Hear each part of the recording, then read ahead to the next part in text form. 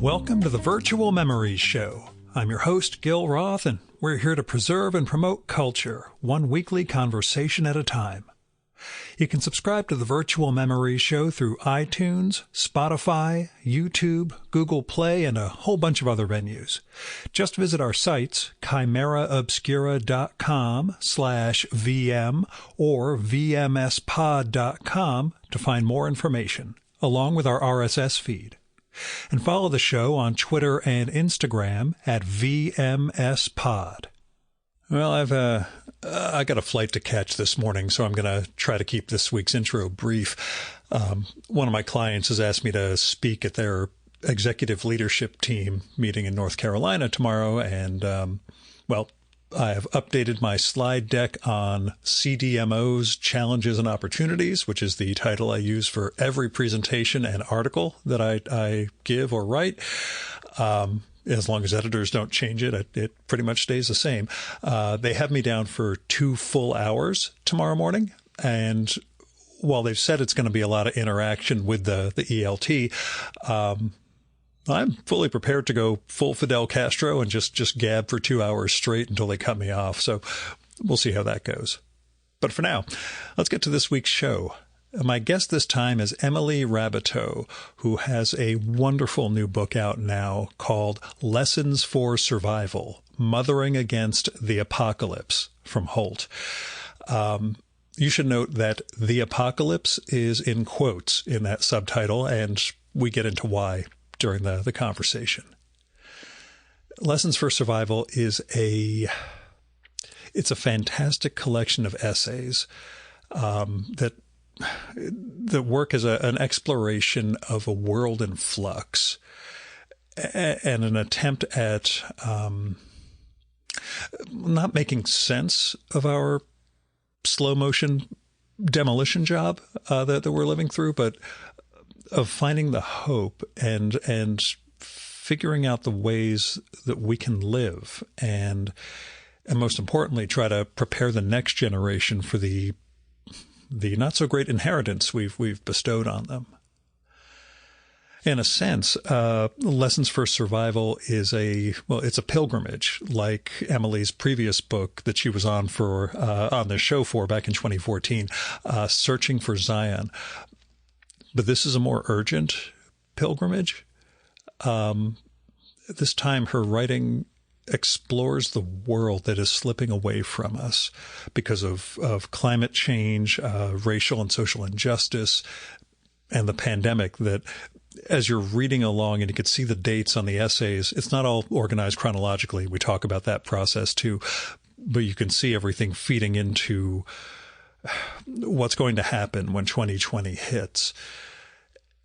But the thing is, she's approaching it all from a number of perspectives, but I think importantly from the perspective of a mother of small children, where, again, everything that we're leaving to them and everything that we've inherited, that all has to become part of the legacy. And it becomes a question of how you live as a parent and how you raise children to live, I guess, or to survive. Now, the writing is fluid and clear. It doesn't rely on any cliches or pat constructions around the whole situation that Emily's trying to get across to us.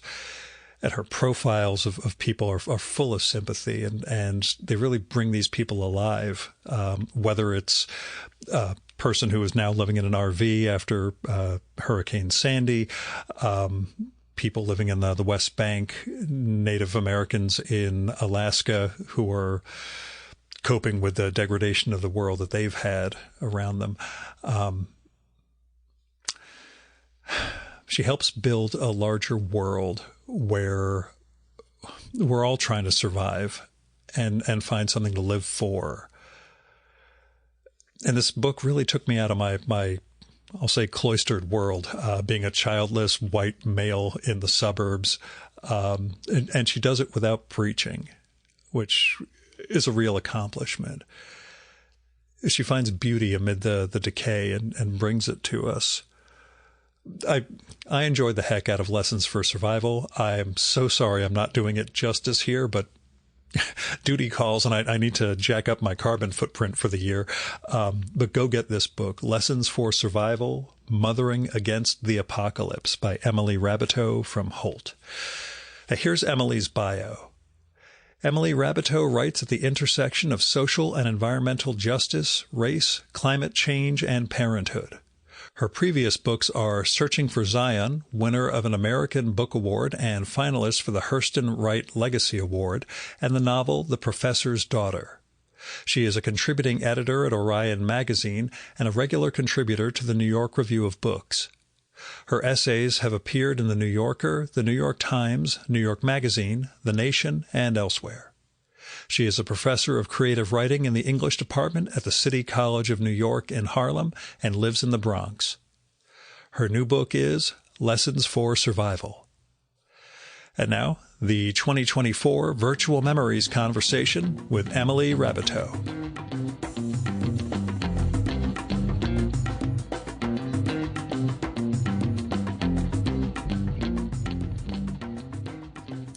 So how did this book take shape? It feels like essays of yours over time, but there's also a shapingness to it that feels as though it was brought together. Tell me how this book took shape. It's true. It originated because I wrote a lot of essays over time that had to do with social and environmental justice issues. I think that's mostly what yokes these essays together. And they're all filtered from, I think, the lens of motherhood. It took shape because in the summer of 2020, my editor said, now's a good time to sell a book. This was after... Okay. Yeah, this was the uprising summer. It was a terrible time, actually, to try to write a book proposal for me because I was... because it was the summer of 2020. My kids were home. There was no such thing as summer camp. We were stuck in New York City. It was still a very scary time. And after George Floyd's murder, this sort of like sick and interesting flip side of everybody's sudden rise in consciousness about Black Lives Matter was that people were throwing a lot of money at Black storytellers. And so when my editor said that, now's a good time to sell a book. Like a little guilt or just the screw it, this is my time? Both. I think like a lot of complicated feelings. And also because I was physically and emotionally exhausted and drained and sad. It felt really hard. But I also thought, these stories matter, like these essays matter. And I'm, not merely because I might get a fine book advance, but also because I'd like to put them out in the world. And now is the time to think about how they tie together. What is the through line? And it was an interesting project, like at night after finally getting the kids to bed, to read through these things I've been writing and to think about how they might take shape as a book. And at first I thought, you're asking how it came together. At first I thought, I'll just arrange them chronologically and then think about pulling out the leitmotifs and themes, like think about how the stitching and the interstitial stuff will work in terms of phasing from one essay to the next so that it feels like there's some sort of momentum or build. And then I realized with the help of my editor, this need not be chronological. And we arrived at a kind of an order that had to do with moving from the body outward. So it kind of opens with me experiencing symptoms of mysterious chronic illness after the election of Donald Trump, wandering the city looking for help from doctors to understand how to ease some of my chronic pain and not really finding help. But there was a pattern there about wandering the city looking for something, right? That actually is a pattern through most of these essays. And then, so it begins with the body and then it kind of moves outward into neighborhood, larger city. So you have a sense of the 5 boroughs, and the sort of concern moves from internal to external, and concern for my kids becomes concern for all kids, and And there's kind of a aperture, like a widening opening that happens in terms of geography as well as awareness, in terms of threats, right? Like threats to, not just threats to my own body, but threats to my neighborhood, threats to my building, threats to my neighborhood, threats to my city having to do with, since I live in New York, sea level rise.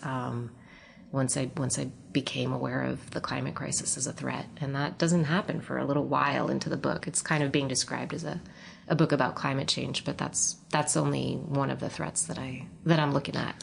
As convenient as your old home was for me to get to, being right by the George Washington Bridge, when you bring up the effect of the pollutants on your kids' lungs over time, I'm like, yeah, I can see how that happens. Like, I'd never understood the idea of putting people in apartments directly over the GW as you go through on the other way to New York. It just always seemed like they're going to be breathing in a world of hurt on a daily basis. But so I'm glad you're living out here now, although the homegoing process that finishes out the book is also one of those environmentally fraught experiences, along with the, we'll say, haunted house homeowner nightmare that you had to go through in the process of this. That said, the home is wonderful. I'm really glad to. Thank you. Yeah, I've been told it has good vibes, and I agree. Yeah. I do need to get a picture of the pond at some point before. Yeah. But it's been 10 years since we talked. In a hugely broad sense, you had little kids at the time. I think pre-toddler, one of your children was. Or did you have the second child at that point? 2014, late 2014. Then the little one was 1 and the older one was 3. So, one of them was still in diapers. So besides how it's characterized in the book, how has your life changed in the past 10 years? Or how has motherhood changed, or parenthood changed you as a person and a writer? Yeah, the last time we talked, it was about my book, Searching for Zion, which came out when I was heavily pregnant with that baby. And then we spoke about a year after, when it was probably coming out in paperback. Yeah, we were late 14. Yeah, we were living in Washington Heights, right over the George Washington Bridge, which is the most heavily trafficked bridge in the world. And that neighborhood, too, there's so much that's great about it.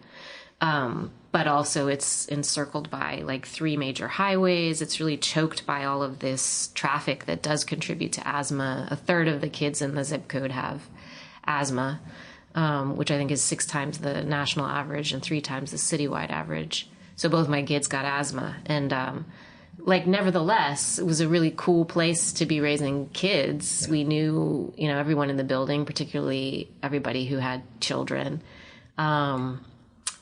I ended up joining the board of that building, and we made a garden in the alleyway. We had to figure out what kind of plants would grow with virtually no light, because it was just like a strip of sunlight at the top of the building. Then there was a very narrow space because there was a building next to us, right? But we would go out there and we had a picnic table, and I'm trying to describe there was a real sense of community. We sent our kids to dual language Spanish-English school, since the major language in Washington Heights is Spanish. It's known as the second biggest city in the Dominican Republic. And one of my kids is still, even though we moved to the Bronx, one of my kids is still at that school and is about to graduate. But yeah, we left because we needed more space. First of all, we realized during the pandemic, when we were holed up in less than 800 square feet together, 2 writers who need a degree of privacy and had none of it. And then also for environmental reasons, because they had asthma, and I think just psychologically, we wanted to stretch out. I have a little garden in the back, which is just, it's really good for me mentally. I mean, It's such a cliche for a middle-aged lady, but I also gardens bring people together, and it's just the simple pleasure of putting my hands in dirt and making things grow. We live in the woods out in northern New Jersey, and my wife moved out to be with me, and discovered in gardening that the deer will wait until one day before everything is perfectly ripe and then eat it. So she frustratedly doesn't garden. This morning, walking out into my backyard, I saw the compost container that we had set up for the last year or two had been ripped from the ground presumably by one of the neighborhood bears. So gardening is good. I'm glad you've got, a closed-in sort of space, and you don't have the degree of fauna that we've got, in northern New Jersey, just wandering in and destroying all your stuff. Yeah, I mean, we don't have deer, we don't have bear. I saw a possum yesterday climbing over the neighbor's fence into our, and we have skunks. Yeah. We also have coyote, really? but they're not really into like digging up my cherry tomatoes. No, they're just looking for small animals. They're looking for small animals. Yeah. So no bear, no deer. That's good. Yeah. The occasional flock of wild turkey is also a interesting phenomenon to have. We're 25 miles from New York City and basically have wild kingdom out here. But that's amazing. Yeah, it's a little strange. But so my parents decided to move when a few years after getting to America, they figured, let's get a little farther from Fort Lee on the other side of the George Washington Bridge, and found this, built a house in the woods out there. But when we talk about those 10 years, how did you change as a writer? Yeah, I think my themes really changed. My first book was a book of fiction that came out 20 years ago. And then the second book was to a degree a book of travel writing, right? It was looking in a lot of interesting places for this expression of the promised land. And that brought me to Jamaica, and it brought me to Ghana, and it brought me to Israel, Palestine. And it brought me to Ethiopia. And so I really enjoyed like kind of following a theme and getting to travel to far-flung places that were not exactly tourist destinations. And I felt, I'm not trained as a journalist, but because I was on a mission, I got to interview people as if I was a journalist. And, I've been faking this whole thing for 12 years now. So it's great, isn't it? Yeah, fake it till you make it, right? And I really loved that kind of writing, like follow a question and see where it takes you out into the wide world. And then I had the kids, and I felt a little bit more like homebound. Not that I couldn't travel with the kids, but definitely not to the degree that I had been. And so I had to learn to kind of train that traveler's gaze, that like extreme openness and interest onto my home place, right? Like I became really profoundly interested in the like complexity and the problems, and also like the opportunities and joys of my direct surround. So like one of the essays in the book is about playgrounds, which is a part of the city that I didn't really spend time in before I had kids, or I might have been seen as kind of creepy, actually. Well, especially if I was a man without kids, right? Yeah, I was just going to say. You don't really have any business in a playground. Easier for you, but yeah. Right. Without children. But then those are really interesting spaces. Like they're such pleasurable, joyous spaces, but also they're places where there's a lot of anxiety about among parents that's expressed in conversation about school choice, which is really fraught in New York City. And we have one of the most segregated school systems in the nation. And it's like these conversations are a place where a lot of kind of racist inflection comes out, and anxiety about, maintaining one's status in the middle class or striving for upper middle class. And I wanted to write about that. And I was entering so many different playgrounds, and just in a way, it opened my eyes to a part of the city that I hadn't had access to. But that became a pattern in this book too that I saw when I looked at all the essays, and it became time to stitch them together as a book. I thought, okay, there is a way in which Emily, the narrator, is kind of wandering the city, and almost like a traveler would wander the city, like seeing it with fresh eyes. And sometimes the fresh eyes are my children's eyes. It's like, experiencing the world anew through their eyes. And then sometimes it's wandering away from them. Looking at, in many cases, public art that is teaching me in some way about threats posed to the city that I'm trying to understand and work through. And so, I think the difference between this book and the last book is that the narrator is always kind of thinking like a mom about how to keep her kids safe and help them to thrive. And that said, they're not really characters in the book. I didn't feel, you don't play off of that at all. No, and that was deliberate. Pure, they're, I think my love for them is evident, I hope, but I wanted to keep their their privacy intact. And so I think you have the sensibility of a mother wandering the city and thinking about threats to her kids, right? Yeah. But like I said, it kind of moves outward from just a concern, like a local nuclear family concern. And the Flaneur chapter, or Flanus chapter, I guess, where you and Mick are exploring the city to find these art objects out of repurposed electronic highway signs. Mm-hmm. It becomes a sort of like a Vivian Gornick sort of exploration of the city in some ways. It just kind of unfolds and unfolds without having to, force it as a structure. It just becomes this natural way of opening you to the different aspects of the city. I'm glad you brought Vivian Gornick up. I love her writing, and I love her book, Odd Woman in the City, and the ways she walks the city and writes about it, often in companionship, either with her mom or what's the name of her curmudgeonly friend? Benjamin Taylor has told me he walks around with her, but he doesn't seem very curmudgeonly to me. But I'm blanking on who else it is, but he's told me that it is one of the great joys in life to just go on a walk with her Vivian. In the city. Oh, I would love to do that. And she's writing a memoir right now about her time at City College, which is where I teach. And my desire is to be able to do some kind of event where she reads from it and I get to be her interlocutor. But I recorded with her once. It was only remote, which bummed me out. But that was one of those, don't want to screw this up. Don't want to screw this up. I don't want to get her mad at all. Let's really work on this one and make sure it's good. Isn't it funny how we're all a little intimidated by her? You just want to do somebody right. Yeah. In some respects, it's you know how badly you could be misinterpreted about anything. And for somebody who's that exact with language and knows her thing. Right. That discerning. And that funny like that. But it's not cold at all. It's a very warm, approach warm, to the city and life and gender. All of that. So I think I had that in the back of my mind for that that particular essay, and I knew because she so often her writing about the city involves a companion, like involves conversation, and you're privy to it.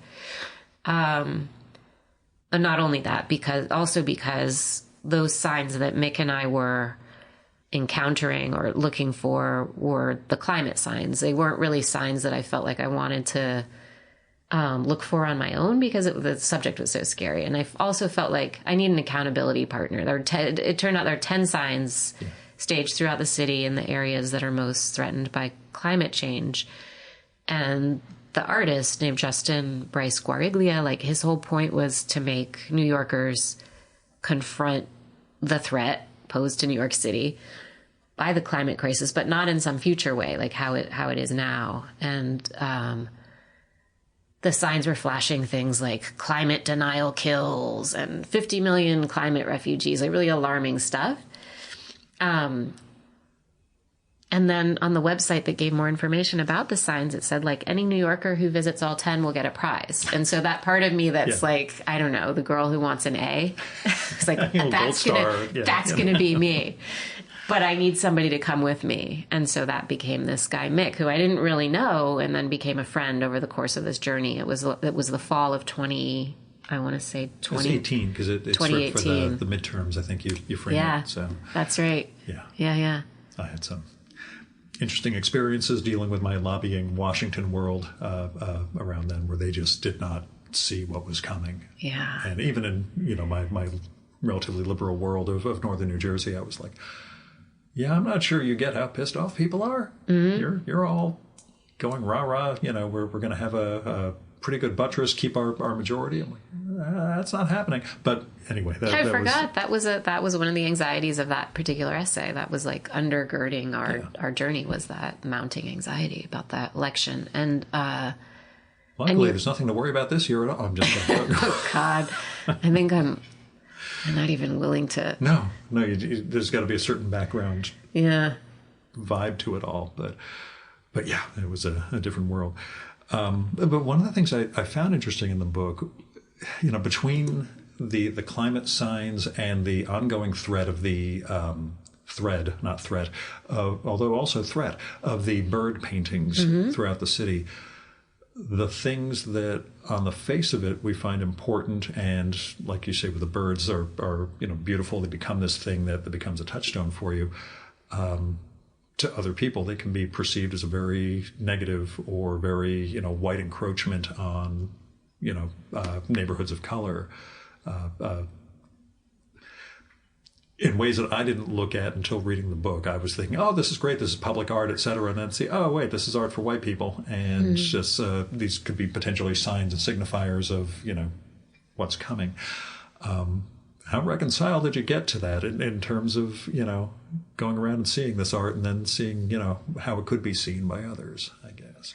Yeah, well, like you, I found the murals really beautiful. So when I first started documenting the Audubon mural project, it's called, there's over 100 murals of birds that are threatened species all over Harlem and Washington Heights. And there are supposed to be 389 of them, I believe, by the time the project is done.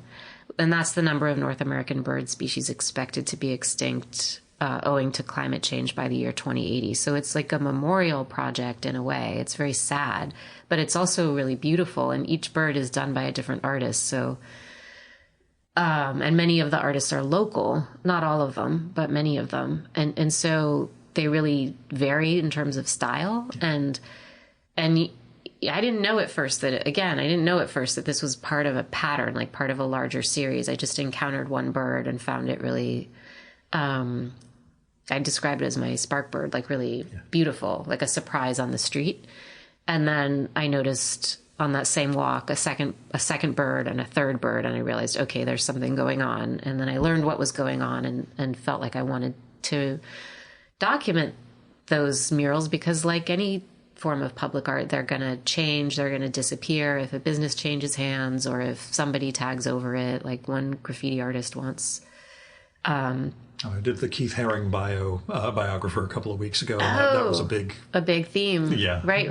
Of how long does something last before somebody tags it? The ephemeral nature of this stuff. So as a kind of a amateur street photographer, that began as a project to just document it. And I didn't understand necessarily this is something I wanted to write about until I began hearing from local people, like neighbors, that some of them didn't like the birds the way that I did. And the reason they gave, in some cases, they felt like the birds the raptors in particular, were kind of like hostile or scary, actually frightening. And they're big, like they look like they... Yeah, those pictures you have where it's not like a full body. It's just dominating this entire... It dominates. And sometimes it's like on a storefront, like the riot gate of a storefront. And sometimes it's over like the entire face of a building. So they can be very intimidating.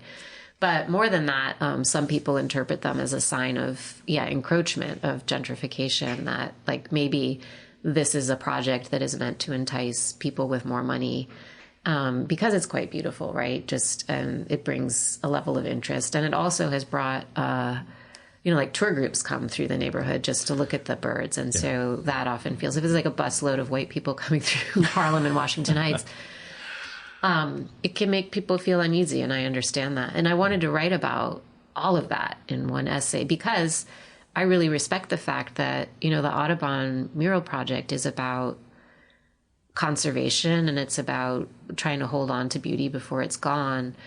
And it's about, quite explicitly, it's trying to say, like, look, there are these birds are endangered for a specific reason. And at the same time, the people who live in the neighborhoods that the birds appear in are also endangered because of environmental toxins like we were talking about. And I wanted to write about those parallels, that there's adverse health effects when you live in a fence-line community that can shorten your life in the same way that a bird's life can be shortened. And you have to run the legacy of Audubon as a person and his racial badness. We'll just put however you want to characterize it, the awful things he did in life that also become part of all the context, I suppose. That all the into context. Understanding, He's buried in that neighborhood, and he also was a slave owner, and I did another podcast at one point that was more about Audubon, and the interviewer, he said, like, well, wasn't he a man of his time? And I said, yeah, but there were other people in that time who were who were not like that, or were fighting against that. And so, we have to consider that too. And that essay, which is called Sparkbird, looks at all of those kind of conflicting threads. It tries to pull them together. Yeah, so I think the book does so marvelously. You really do a great job throughout with not not hitting us with one conclusion that binds everything. You leave us with enough things to question and enough observations that show you're not trying to just pick and choose, what's going to make your argument work while, the rest of reality might run into more conflict. Oh, thanks, Gil. So, well done. Were you a bird watcher at all before? You mentioned Christian Cooper and that whole experience. Did you have any bird watching experience in your life, or just bird art hunting? Is that I've become much more interested in birds because of that mural project. And actually that was one of the things that Avi Gittler is a gallerist who helped to start that project. In partnership with local business owners who were willing to allow a bird to be painted on their storefront gate, security gate, and the Audubon Society. And he said that his hope was that it would inspire people to become birders. And it kind of did that for me.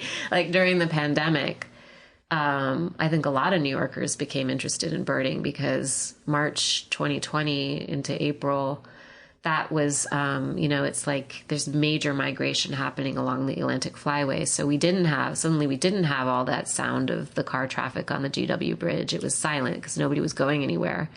And the air was full of two sounds. It was bird song and it was sirens, ambulance sirens of people being taken to the hospital because they had COVID. And for respite, we were spending more time in parks, back in the playgrounds we used to go to when the kids were smaller, and the larger parks that playgrounds often exist in. And many people were out with binoculars, including me, just learning the names of birds. And it was just a hobby that one could do in a time of, as Avi put it, was a time of carnage. But birds offered a lot of solace at that time. Did you do the bird song phone identification thing? Yeah, I have it. Okay. Yeah, all my friends who've gotten into birding have said, it's absolutely indispensable for this stuff. It's really cool. Yeah. So yes, that's part of why I gave you the peregrine. Figured it would matter like that. But was it, in the process of making this book, how difficult was it to revisit that era in particular? There's a lot of amnesia going on right now about 2020. There is. Yeah. I think I don't know, maybe that's a biological thing, they say that women forget the pain of childbirth. Did you?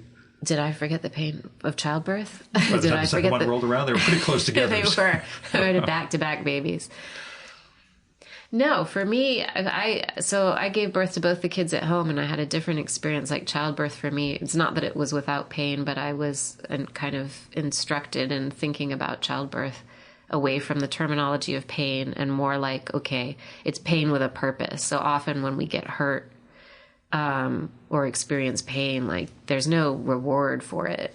But when you have a baby on the other end of it, you can think about it differently. You can move through the pain, if that's what you want to call it, in a different way. And so I don't have an amnesia about childbirth. I remember feelings of profound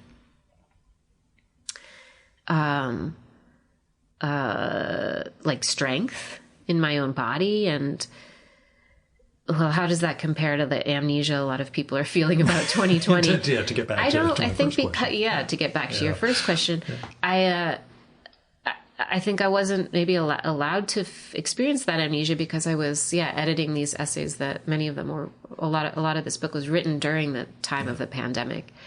And I'm glad that I chronicled it because of the amnesia that I think a lot of people have experienced, because it was particularly for working mothers. It was a particularly traumatic time. And I don't feel like I'm through it. I always refer to it as quote unquote post-COVID. Right. But no. This is our world. This is our world. And I think many of us are still feeling the virus in ways in our bodies that are confusing and undiagnosed. And, a lot of us are really exhausted still. And many of us have experienced long COVID. So, yeah, what was it like to revisit it? It's very recent history. I don't even know if it constitutes history yet. Understood. Did it give you the writing from before COVID is very environment and climate change oriented. Did having, it's going to sound terrible, another apocalypse on top of that, kind of reframe your climate perspective? It did. It did reframe it. In a sense, I was like becoming a climate activist right when that hit, and so I was, along with a lot of other writers who were becoming kind of awakened to the climate crisis. I was part of an Extinction Rebellion group of writers in and around New York, and we were thinking about what kind of actions can we take, what would be meaningful actions in our industry. We were meeting once a month downtown near NYU, and then the pandemic struck, and suddenly that just went poof, like it was done, and it became just, life became more about survival within the home, like trying to keep the kids' education going, and yet, like a lot of the things that I had been kind of writing about, the environmental concerns, at least like the environmental justice issues about how, Black and brown communities face more deleterious health effects because poisoning infrastructure is placed in our neighborhoods. Like those were the same zip codes where there were the worst cases of COVID and the highest death. And so there was a kind of overlap in terms of that content. It was really, really bad where we lived. Half the building fled. That, like roughly speaking, was the half that had money or a second home, the resources to be able to leave. And then, a lot of people in our building died, and the director of the local ER hung herself because she couldn't handle the stress. And there were, refrigerated trucks with bodies of the dead because there were so many dead that they didn't know what to do with them. The Potter's Field they put in the Bronx. Like all of that horror was really part of the surround in a very close way. And so I was writing directly about that and no longer so much about the climate crisis, right? It was more immediate. Like you said, they map over each other. They do map over each other. Yeah. Absolutely. Except it was something that hit white people too in a different way. And their reaction to it, like you say, anybody with resources was bugging out as soon as they could. Yeah. It reminded me a little of when they had I think it was 1999, the WTO riots in Seattle. And that was one of those instances of, wait a second, a riot around places where white people live. And this is clearly, something that has to be crushed and destroyed because now it's not Newark and Patterson and places like that. I'm doing my New Jersey 1968 sort of thing. I wondered, for you, whether you got any respite, essentially living through it, writing through it, and then making a book, when we're supposed to be moving beyond, but we know we're still in the midst of it all. And raising your children and moving into a new home on top of all that. Yeah. In a way, you've done a lot, okay? I'm just saying, you've been through a lot. I've been through a lot. I mean, I'm not the only one, right? But yeah, we moved to the Bronx we bought the house in the spring of 2020 when a lot of people were fleeing New York, and we were wondering, is this crazy what we're doing? But in a sense, the house became the respite, like trying to make the house a shelter. It was a project that felt different from just the drudge of having to do remote learning and remote teaching, which I also had to learn to do as a professor. That was so unpleasant to be on Zoom for all those hours. And so we would come to the house and help with like sweat equity to fix it up. And it felt really pleasurable, actually, like to work with one's hands. It was also stressful because there was a work shortage and there was a supply chain issue. And so just getting things like wood for our floors, it took over a year to fix the house up enough to be able to move into it. But it felt really pleasurable during that time to be kind of building it, like building the home that we wanted. Again, pain with a purpose. Yeah, exactly. Pain with a purpose. I'm so glad you gave me that phrase. That's going to define a lot of our stuff going forward. But yeah, that sense that you had something positive going on with so many people. It was just the big question I have about your book, based on the very title, Lessons for Survival. Surviving versus living. Mm-hmm.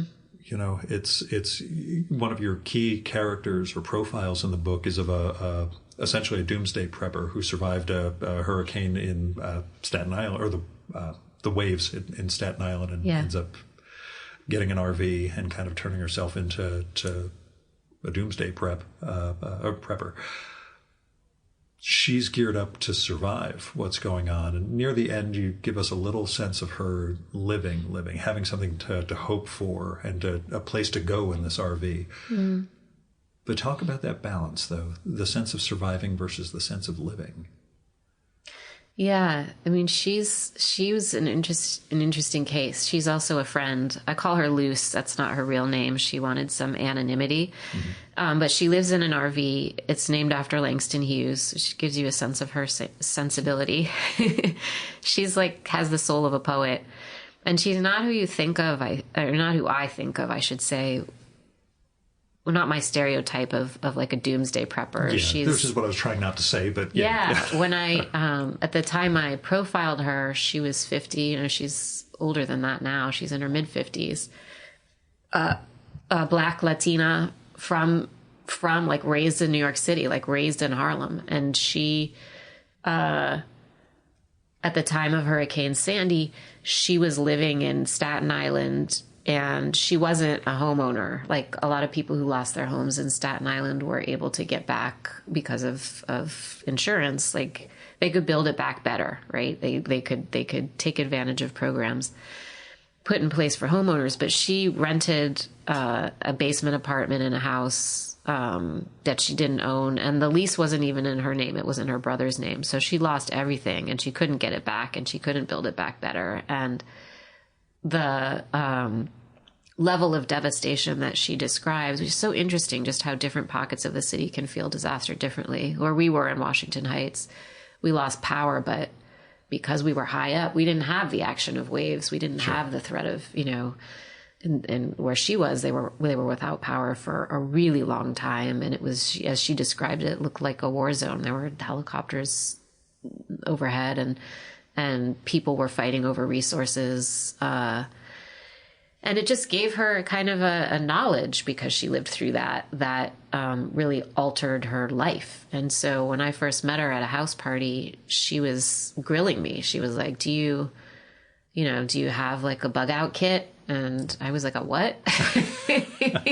She's like, you have 2 children. You really need to be better prepared for disaster. And when we had an earthquake on a Friday, you still have that, oh, geez, what would I have done if, right. Yeah. Luce would have known what to do. I'll tell you what, when Sandy hit out in northern New Jersey, it went from 0 to Mad Max in 5 seconds. And it was all about who can get access to gasoline. Yeah. That happened actually in Washington Heights too. And I wasn't exposed to that because we didn't own a car at the time. But I did hear that people were pulling out their guns at the gas station nearby. Mad Max level. And it was for people's generators.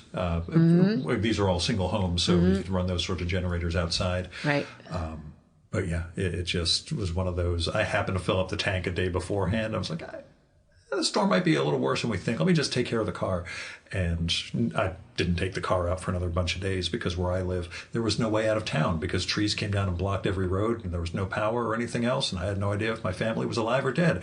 But just kind of hung out and just, all right, this is how quickly things can change. Yeah. But at least we're safe out here. But, But things got chaotic and hairy in a hurry, which again gets us to survival versus living. So survival versus living. I mean, Luce is a person who I think she thinks very conscientiously about survival, and also about living, because she radically changed her life. She lives in an RV now, and she does that because she wants to be able, on the one hand, to get away from a disaster if it strikes, and on the other, because she learned, I think, because of Sandy, and she lost all her possessions, she kind of learned, I had too much stuff, and I don't want my values to be tied up in things. Yeah. And so she's, she's really anti-consumerist in ways that I find very beautiful. She tends to park her van and sleep in nature, she sleeps in near parks or in national parks and campgrounds, and she enjoys looking out her window at beauty. And So she's thinking about survival, but also living in a different way. And, I called the book Lessons for Survival because I wanted to, like, in a sense, give the mic to people like her to think about, who have environmental lessons to give, but who aren't often, maybe centered in environmental conversations. So some people would look at Luce and think she's homeless. That's not how she describes herself, Yeah, it's that tension that you derive in terms of, what you're trying to convey to children, or to your children, what you're trying to build as far as a life goes, and then just how are we going to get through. No kids myself. Last week, I was talking with a guest who we talked about the slow motion apocalypse our children or their children are dealing with versus what we grew up with the threat of instant annihilation, where we had no idea where it was coming from, why it would happen, et cetera. Just at some point, the Russians or the U.S. was going to start nuking, and that was going to be the end of the world. I'm still convinced there's a deep psychosis that our generation is carrying from that. On top of that, I'm white, so I don't have that annihilation sense that you carry by being black. So, yeah, it's always the end of the world, I guess. And you have that moment in the book where someone scoffs at the idea this is the first generation facing annihilation. So cheery book. I'm sorry. But it is one that's very much about the celebrations, I guess. Yeah. The sense of trying to find something to live for as opposed to survive. Yeah, absolutely. So I have one essay in there that you're reminding me of that is like a pretty explicit pandemic essay. It's short. I don't even remember its title, but it's about how hard it was to be mothering at that peak time that we're just talking about in terms of the pandemic, 2020, and how there was no solitude, like no rest really, and so little level of like preparation for that. And then the continued expectation to be working, right? That's why there was no rest. Like we were still working. And, but when I was describing that, I also wanted to hinge. I hinged halfway through and calculatedly as a writer made myself write as many words about what was joyful about that time. Cause I wanted to remember that too, that in a sense it was a gift to have unadulterated quality time with my kids. They'd previously been, like a lot of kids in New York City, and maybe kids in general, overscheduled. And I didn't really see that, I was able, because of the fact that we had nowhere to go, to teach them to ride their bikes, which I hadn't done yet. There were certain things like, they're really behind in some ways. I was like, they really need to learn how to help do the housework. They really gonna earn your keep if we're gonna be here 24 hours a day. They should be learning how to help cook, and that was pleasurable actually for them to learn a degree of independence and to ride their bikes. And we were outside a lot more than we were before, and that in the spring, like looking at birds and learning their names, and all of that was joyful. You bring up the unsafe aspects of being outside during COVID. Okay, I'll backtrack. My male friends who lived in Manhattan and the areas talked about how it was like, post-apocalyptic movie when they would go out, the streets were completely empty, etc. When I finally started encountering my female friends later on, they're like, oh yeah, we wouldn't leave the house because, it's not safe for a woman if there's even one person out there. But from where you guys were living, good as a family to be outdoors, and especially not having all the cars and everything. And Yeah. And we had a lot of people had pods. We had another family that we would meet with in one particular park every day after lunch. And we were kind of keeping our distance from when we were masked. And in some ways the park was a hard place because they had taken down the basketball hoops. So people couldn't do have contact sport and all that. So it was like a changed environment. And also there were cops too, in that park that were enforcing distance between people to a degree. So it felt not exactly pure fun. Yeah. But, this family that was in our pod their pandemic project. Like I told you, ours was fixing up this house, and they had managed to adopt, or no, what do you call it? They were helping to raise a dog that would be a seeing eye dog, a puppy. Yeah. Like they were minding a puppy and following some sort of rules and regulations with that puppy, who they would then have to relinquish. But we got to see that puppy every day, and it was delightful, you know. And yeah. You had thought about bringing a dog into your 800 square foot home. I think you mentioned in the book at one point. Everybody in New York was looking for a dog to relieve the stress, and you couldn't get a dog because the demand was so high. In retrospect, I'm glad we didn't, because I think we're not a family that could have, I don't know, taken on a dog and continued to be good dog owners. But we did adopt a pandemic cat.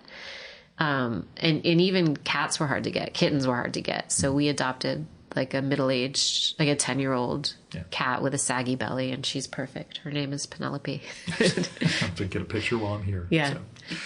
Besides Vivian Gornick, your other sort of literary influences or writers were there writers particularly you felt in the process of this book? Especially in the process of editing it, I think. When I began to see this pattern of Emily as narrator, in most cases, like wandering the city or looking at the city, I recognized the influence of Teju Cole, who's a contemporary. Sure. That Open City is a book that I loved when it came out. You know, you have this narrator who's wandering post 9/11 New York, and you're invited into his brain as he's walking around. And it was really evident to me when I read Open City, I wrote to Teju to tell him how much I admired the book, but also to ask him what kind of a camera he uses, because it was clear to me that he's a photographer because of the way he wrote, that the level of detail, even just describing a building, like the architectural detail that he had, the specificity of mapping the city, it was clear to me as a writer who also takes notes with a camera that he was taking notes with a camera. And, W.G. Sebald is a big influence on Teju Cole. That's been written about a lot, but he also, Sebald is an influence on me, I think, in terms of thinking visually about writing with pictures. So this book has over 100 of my photographs in it, many of them of those bird murals and of other public art projects and elements of the city that I wanted to draw in. And Teju Cole in terms of wandering the city, and Sebald in terms of actually including the photos. And they're, as opposed to Sebald, you're actually including real photos that you've taken. They're my photos. Instead of semi-fictionalizing and making a weirder narrative structure as he was wont to do. Yeah. The other thing that I'd wondered about, especially when you talked about searching for Zion, given the attention we put to climate change and the horrible carbon footprint we have from all the travel, if you could travel somewhere guilt-free, where there was no, carbon cost to it all, anywhere you were looking to go, or a people you're looking to investigate? It's interesting because during the height of the pandemic, when we couldn't travel anywhere, my kids like to play a game with the globe that we have, where we'd like spin it, where you spin it with your eyes closed and put your finger and see where it lands. And that there was a lot of fantasizing about where we might go when things opened up again. And so when you ask where I'd like to go, it's probably where they'd like to go. Where they'd like to really go is Japan. My very last trip before the pandemic, February of 2020. Oh, really? Customer flew me and my wife out there from my trade association. One of my members flew me and Amy out there, spent a week, visited a bunch of pharma-related companies, and then had one day on our own, and then had to fly home on February 23rd, 2020. Oh, my goodness. Yeah. We started masking up while we were there. Yeah. And 3 weeks later, the world ended. And a few months into the lockdown, we thought, if we never go anywhere ever again, we went out on a really high note. We got to go to these fantastic places. One of the jokes was they took us to the Golden Temple in Kyoto. Mm-hmm.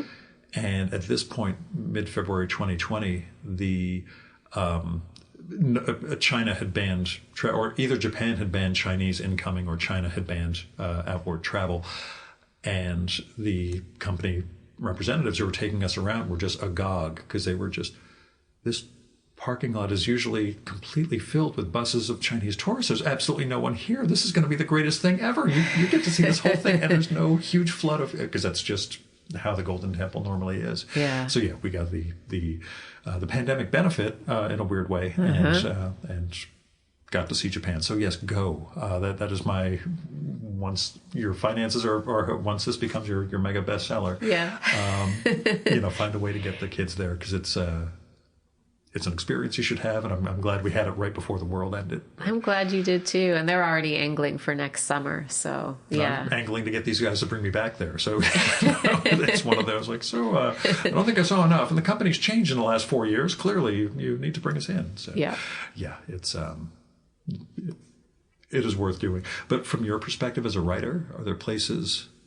I mean, you have your experience in East Jerusalem and the West Bank in Alaska in this book. Mm-hmm. Is there somewhere you know? It's interesting. I would like to get to Australia. Yeah. Or New Zealand.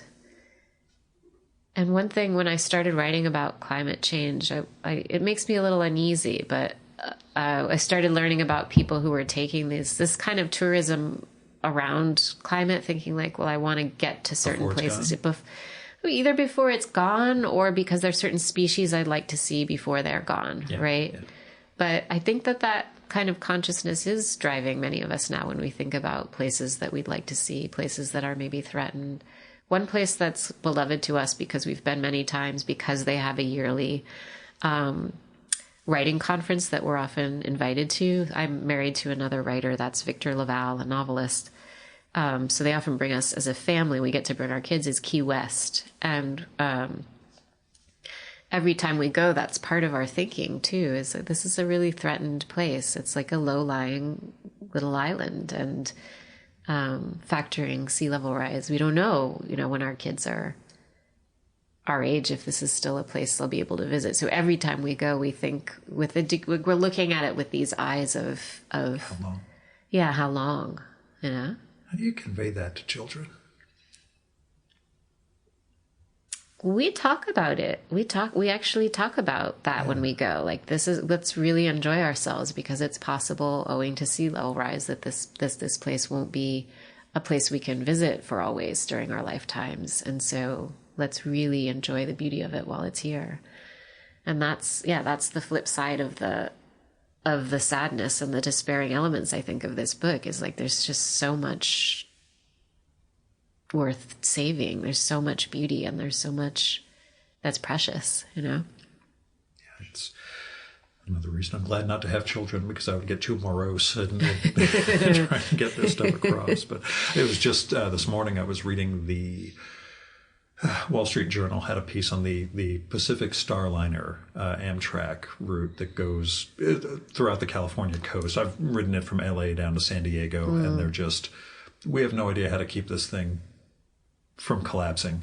Basically, they've had to shut it down multiple times in the last 10 years because of the erosion and everything else. I've heard about this, the erosion. Yeah.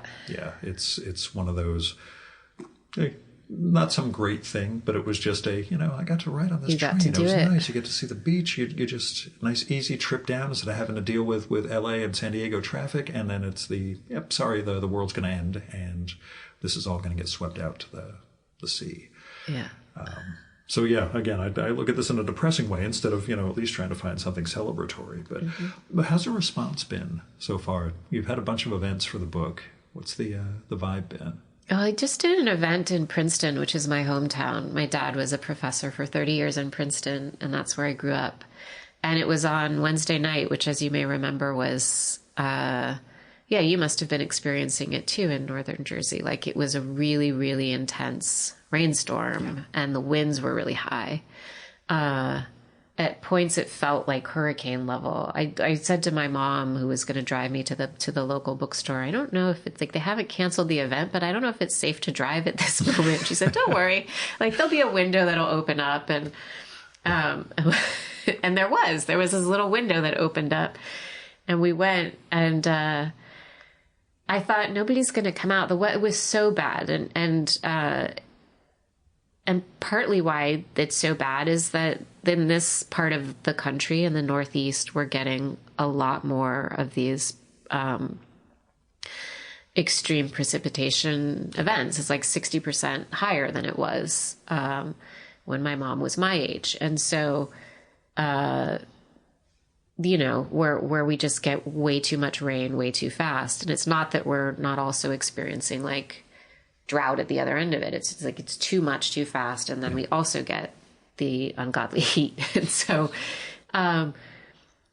I just was thinking, the content of the book is kind of about this altered world that our children are inheriting, and the ways in which our parents weren't able to prepare us for this altered world because it wasn't something their parents prepared them for. Right. But my mom was really excited to, and all of her book group friends, she's in her mid 70s, were planning to come, and her like church group friends and her volunteering, they're retired women. And she taught for many years, secondary education. So like these like women who'd been teachers. And I'm still thinking like, I'm not sure it's safe to go. And she was so just excited to celebrate the book. Telling this story because I was supposed to be at the bookstore a little bit early, and I told my mom this, and she said, okay, but we have to pick up Virginia. That's one of her friends. And we have to pick up Sue, and we have to pick up Mary. And Sue's seeing eye dog will also be with Sue. It was sort of feeling like a clown car. And I began to feel anxious that we would be very late for this event during this like little window of time when the storm had subsided. And what I didn't understand somehow is that Virginia and Sue and Mary all live within like a 1-block radius of each other. And some of them need help. Like Sue needs help because she's blind, and my mother drives her to the gym, for example. And others of them need help because they're aging and might need help going to the grocery store. And so I hadn't quite understood, like it struck me that this was also kind of a lesson for survival that they'd figured out. They have like deep roots in this community. They've like been teachers there, right? Like they're very beloved women, and they love each other. And some of them have lost their partners. My dad is no longer alive. My mother lives alone, but she has this like circle of women. And, whereas I thought we'd be late to the event because she had to pick them all up, I didn't understand like, oh, they're a little village. Like they're family actually. Which is what, often me and my friends fantasize about. Like we have to stick together when we're old. That's what the book begins with. You start off with the women at your shower and that sense of, I don't want to say female support. It's different than men. Yeah. And it's for me getting into that mental framework, reading it, there's a sense of like, okay, I'm raised by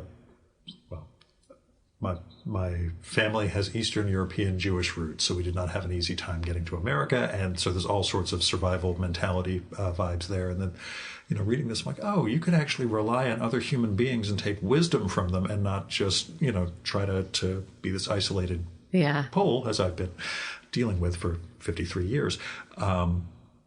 So seeing how it comes full circle for the sake of the Labyrinth. I'm assuming it was at Labyrinth Books, the event. It was at Labyrinth. They're great, those guys. Seeing how it comes together for you and your mom and her circle, that's got to be fantastic. It was fantastic. That's funny. That was my response to your question about how the book's doing, was to tell you how my mom's doing. Yeah, but that's what matters. And I didn't finish the story, which was that despite the fact that it was horrible weather that you could barely drive in, it was packed with my mother's friends. Like it was her friend group, and they all bought the book for their daughters because in a degree, I think it's describing something our generation is anxieties that our generation in particular is experiencing. Not merely those of us who are raising children, but but maybe especially those of us who are, being in this condition of not having been quite prepared for how to raise children to thrive in a world that is so unsteady and unstable. And when I chose the subtitle, Mothering Against the Apocalypse is in quotes. Yeah, I was going to ask. You are. Well, I don't believe the future is foreclosed. I didn't want to imply that it is. And again, like that writer, Mary Anais Heglar, she's a climate writer I really admire. She's the one you were alluding to earlier who said climate change ain't the first existential threat. I don't actually think of this as an apocalyptic time. And yet it can feel like it is, right? And so I put it in quotes to kind of like stick a pin in it a little bit.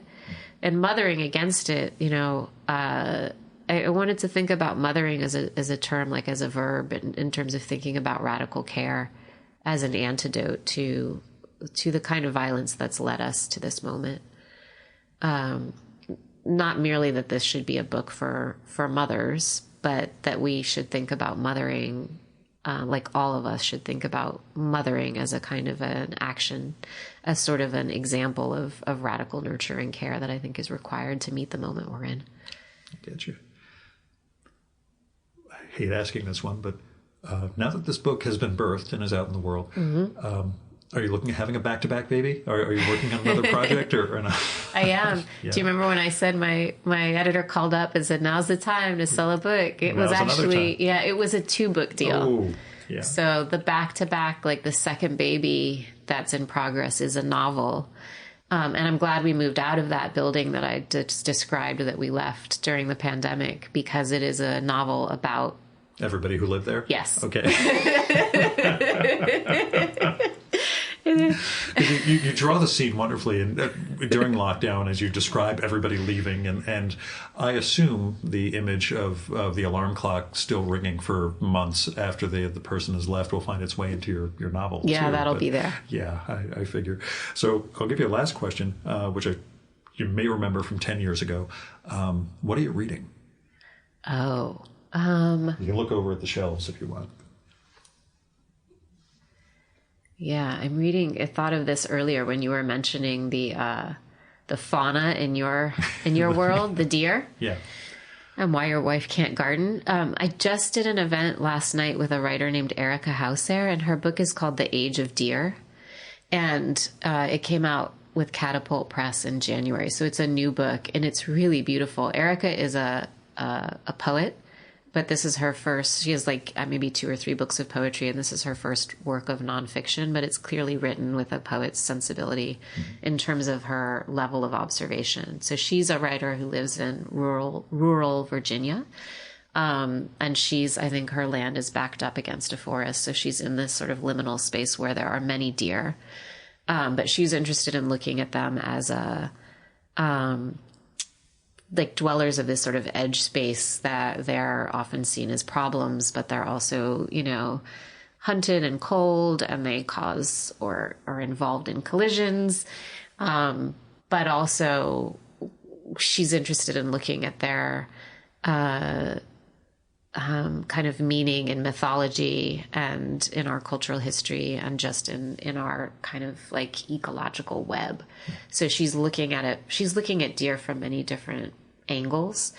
And I like too how she doesn't fall on, she clearly has a lot of admiration for the animal, but also in parts of the book, she's going on hunts and she's learning about the population can get the out population of control problem. Because we've unbalanced their system, and she's looking at that and talking about that too. It's really complex but beautifully written, and so I recommend that one. That's for me, my office, library, etc., and pod studio is downstairs in the house, half buried. So I look out at the window through the yard on the side of the house. And there will be times it's like 15 or 20 of them just go, galloping through on their way to the woods behind our house. And it's just, yeah, this is life out here. Nobody who I'm talking to on this webinar can see, right behind the camera that there's this herd of deer just stampeding by. But, it is just life out here. It's it can be a little strange. But yeah, seeing how we've unbalanced things. You get the same thing when bears start showing up in urban scenarios, or when coyotes start coming into New York through the tunnel. You realize how much we're encroaching on their space. Yeah, it's weird. But anyway, so I look forward to a next book. I look forward to catching up with a shorter time frame next time. 10 years is too long. Yeah. I think we should, talk a little more often. So you need to be writing more. Okay. Thanks so much for coming on. Thank you for having me.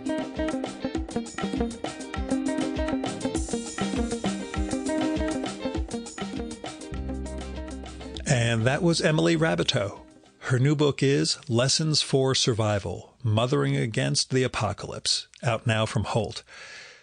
It's a powerful collection, but it's also beautifully written with an awful lot of hope to it, even if the overarching theme is the end of the world. Or maybe that's not the overarching theme. Maybe the overarching theme is parenting and mothering, as she puts it. Anyway, go get Lessons for Survival. It will celebrate the things that are worth fighting to save. And go check out Emily's site, emilyraboteau.net, for more about her writing, appearances, and her photography. And that's EMILYRABOTEAU.net. Speaking of that photography, she's also on Instagram as Emily Raboteau, all one word, spelled the same way, and on Twitter and Facebook. Same thing. I'll have links to all that in the show and episode notes for this one. Your job is to go get this book and go check out her amazing work.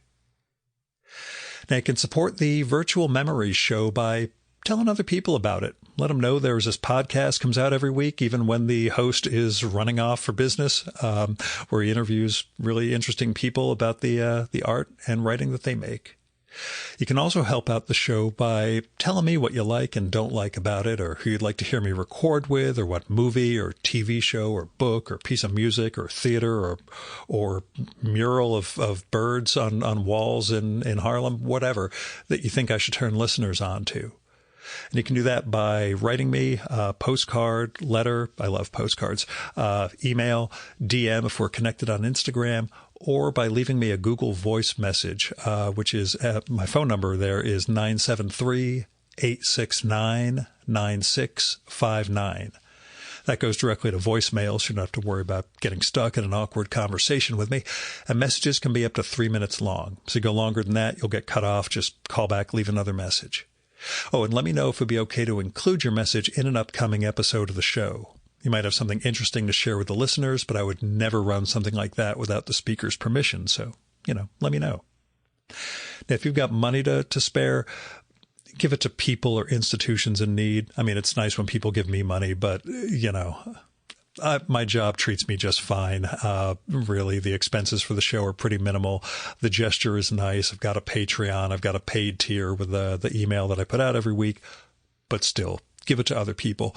Go to GoFundMe, Patreon, Kickstarter, Crowdfunder, Indiegogo, all those crowdfunding platforms, and you'll find people who need help with medical bills or rent or veterinary bills or car payments, people who are really caught in a bind and could use a hand right now. You'll also find some interesting art projects and other things that you can help fund. We just put up a bonus episode about the Kickstarter that Trillion Stars and Kyle Cassidy are putting out. They've already met their goal, but more money means they can make an even better project of bringing Lizzie Siddall's poetry and their photography to the world. I'll be working on a Kickstarter myself later this year that I'll consult you guys about, but we'll see.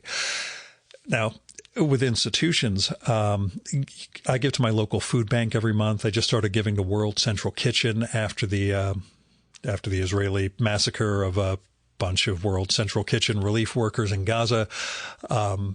You can find places to give, Planned Parenthood, Women's Choice, election funds, freedom funds, environmental funds. There are a lot of things you can do to help build a better world. So, I hope you will. Our music for this episode is Fella by Hal Mayforth, used with permission from the artist.